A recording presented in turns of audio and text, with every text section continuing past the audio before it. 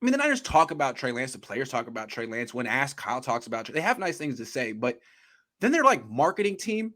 I don't know who they're taking cues from. They just won't acknowledge Trey Lance. You get a season ticket package, he's not in there. You walk around the stadium, nothing.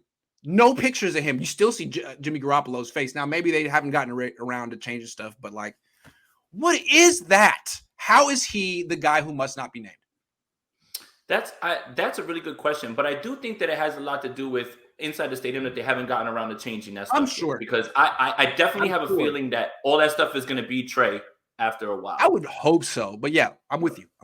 Right. And then as far as what they're marketing right now, I mean, call me crazy, but I think that they're still just trying to be nice to Jimmy Garoppolo in some way. Okay. Right? Like, and not, I guess, damage the relationship any further. I'm just speculating here. Now I'm really just throwing shit at the wall now at this point when it comes to this, because I have no idea. Let's get every possible theory out there because I don't get it. So that's a good one.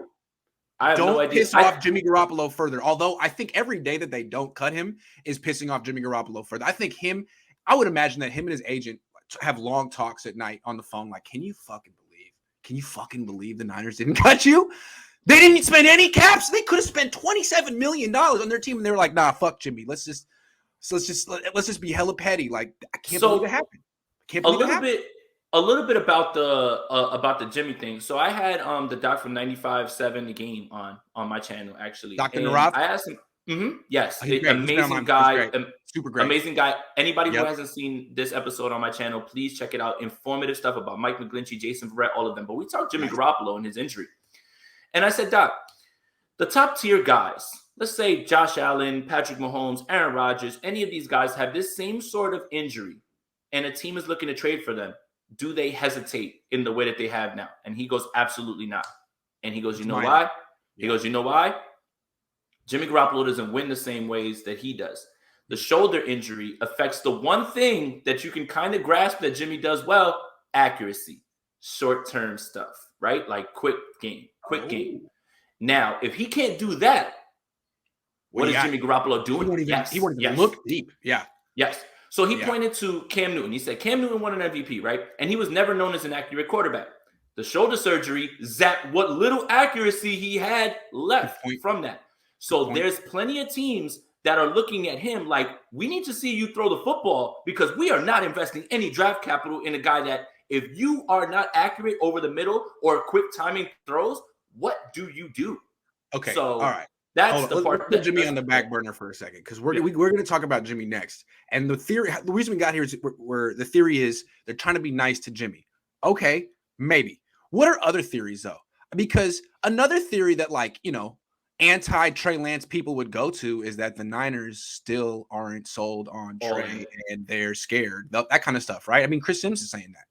Maybe they just don't want to put, and I don't even know how they don't want to put pressure on him.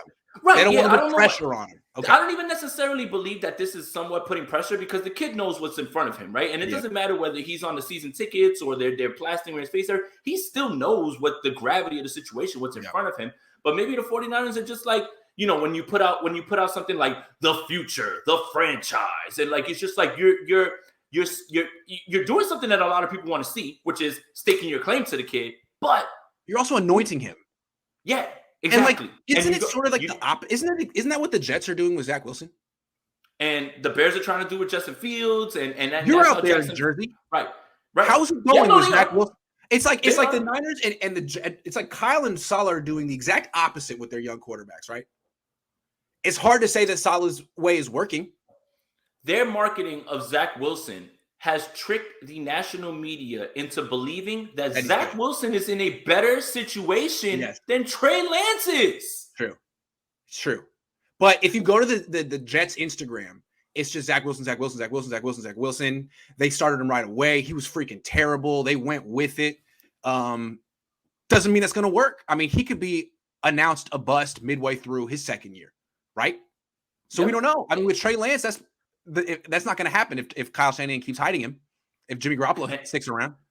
So, again, we're just really theorizing at this point. But for me, it just seems like the marketing team isn't putting out, the future, the franchise, even though we all know that that's what it is and that's what he knows himself. But I don't know what it is about them not anointing him, like self-proclaiming, right? Like, you know how they say you can't give yourself a nickname, you have to earn it and stuff. It's like, don't put that kid in a spot where it's like, man, his first full year starting, he's immediately going to take off.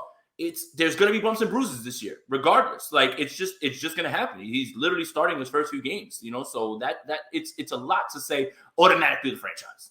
Here's why I think they won't acknowledge him. I think this is the main reason.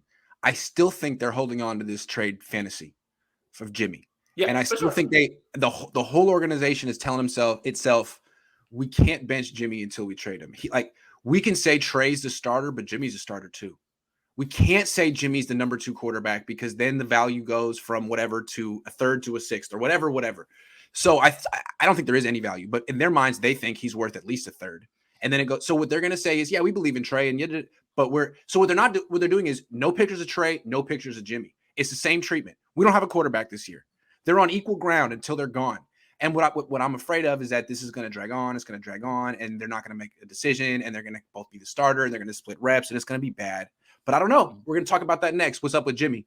But to me, they're trying to ride the fence on this one for perception's sake, for the trade. And the closest thing they've said to anything definitive was Kyle Shanahan at the owners' meeting, and he said, yeah, we're comfortable with Trey starting. That's why we look to trade Jimmy. He's like, but you just don't give guys away. And then, like, that's him again, kind of telling you, but then going back and being able to say something nice about Jimmy. It's like the compliment sandwich, right? Like, you know how your boss brings you in, they tell you something nice, they tell you what you need to work on, then they tell you something nice. So you walk out of there feeling good. So nobody necessarily feels like they got shitted on or anything like that, like, at all. So again, that's the closest they've gotten to saying anything definitive about Trey moving forward. But that's the part that I choose to focus on. The best part about all this is the Niners are going to publicly ignore Trey Lance for a year and a half. Way too long.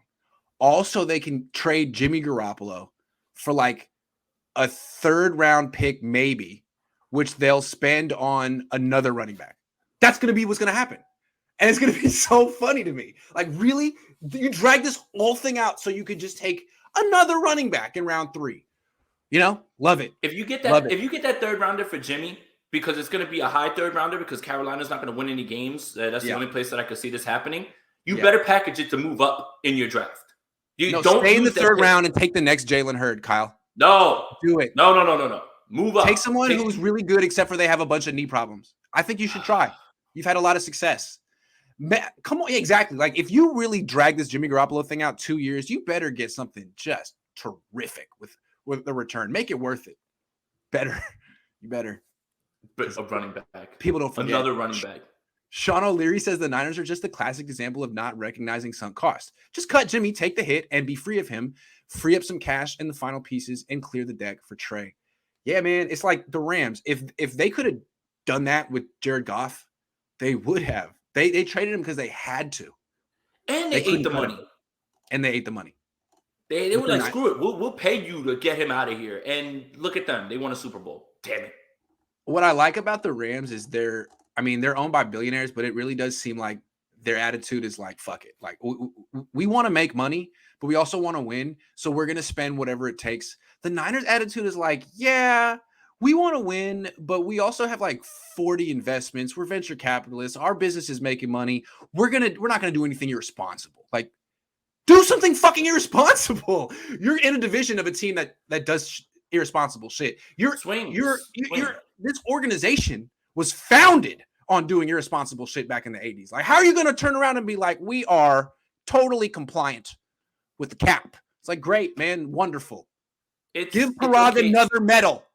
It's okay to take swings. I know. You swing and miss, right? Like, it's okay. And look at the Rams, man. Look at the Rams. Sleepy One 1414 says you can't market a backup quarterback, meaning the Niners don't know who their starter is. They didn't market Deebo on tickets. Is he going to be there? They don't know. That's true. They also didn't put Deebo in their tickets. Well, to be fair, he's still not necessarily there. So it would be weird to do that at this point, to automatically assume that, because let's say things go completely south and you trade Deebo and then all of a sudden you're looking at a ticket with 19 on it. You're like, what the hell were they thinking? They maybe got ahead of themselves. So yeah, I think that there's a lot of truth to that. And like, I don't know if it's coordinated. Like, Kyle goes to the marketing, like knocks on the door. It's like, hey, don't put Deebo or any quarterbacks in the pictures. I think it's just kind of understood. And that to me, this is sort of a reflection of the mood and attitude in the organization. Like no one knows what's up with Deebo. That's kind of a mystery. Even the people there, no one knows who the quarterback's going to be. Even the people in the marketing department. So they're just like, why don't we sidestep that one until there's some clarity? Because I don't want to get in trouble. And don't fan the flames of it, right? Like have him on there, and then all of a sudden, like it's you can be confident and still not at the end of the day know for a fact that it's going to get done. So I think that's actually okay. Because Kyle doesn't know for a fact it's going to get done with Deebo Samuel, right? No one knows. No, he thinks he can repair the you know, and at this point he hasn't done it yet. But Deebo's back is to the wall. There's not much that he can do without damaging like his accrued years and any of those things. So it's getting to a point where he tried his hand. He played it. It didn't work. The 49ers called his bluff. And now the 49ers are back in the same spot. Like, man, here's your deal. Like, you know, you're going to have to take it and play.